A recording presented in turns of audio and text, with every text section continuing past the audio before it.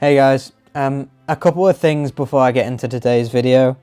I want to say a massive thank you to Fascinating Horror, who shouted me out on a community post. It means the world. This guy has been a great source of inspiration for me to start the channel, and also he's helped me out along the way with advice and all that good stuff, so I want to say a massive thank you to him. Thank you for everyone that's come over and looked at the videos and left me a comment. I really appreciate it. I've tried to get back to everyone.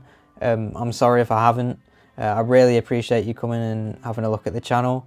There were a couple of comments with some criticism, which I have noted down, mainly about audio issues or my tone of voice, which is fair enough. I'm trying to get better, and yeah, criticism noted. So thank you to everyone that's left a comment, and let's get on to today's video.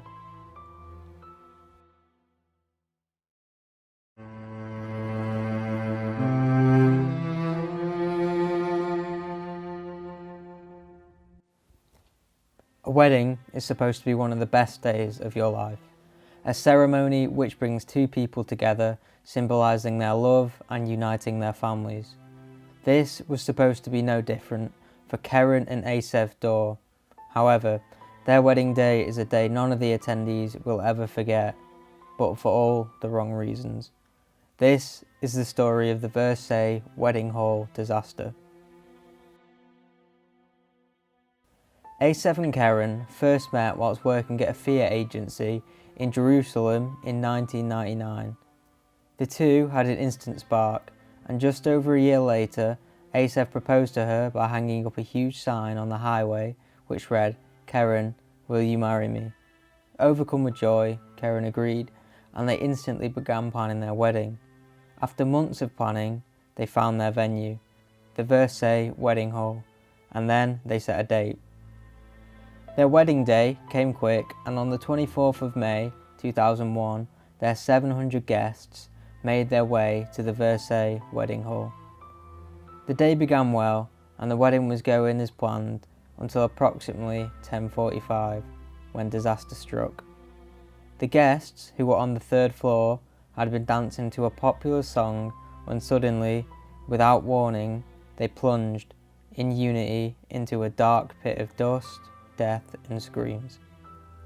The concrete floor had collapsed and crashed through the floors, which left a 3-story hole straight through the middle of the wedding hall. Rescuers arrived on the scene in minutes, and efforts to save the people commenced immediately and continued until the 26th of May, 2 days later. The collapse resulted in 23 people falling to their death. Their bodies were retrieved from the rubble during the rescue. Victims included the groom's 80-year-old grandfather and his 3-year-old second cousin, who was the youngest of the victims. 380 people were injured but escaped with their lives, and 3 people were pulled from the rubble alive during the rescue. The groom and the bride both survived, with Asaf carrying Keren out of the rubble in his arms after she seriously injured her pelvic during the fall. An investigation began hastily and quickly ruled out that the event was caused by an act of terrorism. An investigation determined that the cause was the use of the pelvic method, a system of building lightweight concrete floors which had been banned before the wedding hall was built because it was unsafe.